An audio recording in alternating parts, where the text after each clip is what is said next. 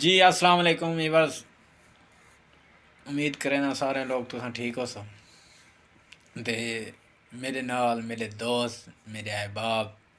ते जिगर दे टुकड़े मेरे नाल बैठे हैं ते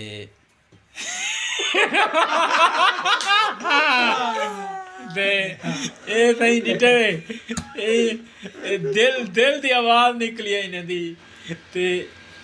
मतलब आखण दा है कि जेरे वाला इंसान त्राए लोग कट्ठे बांधन चार लोग कट्ठे बांधते अपना एक जज्बात उन्हें हाल अहवाल ये वो पेश करें इवें ही असां अज ये सारे दोस्त इन्हें को मेरे ख्याल अक्सरियत जान दियो सी लेकिन ये ज़्यादातर सोशल मीडिया दे कहे नहीं आते बिल्कुल सादे इंसान हैं अपनी मिसाल तौर पर कोई यह कहे नहीं कि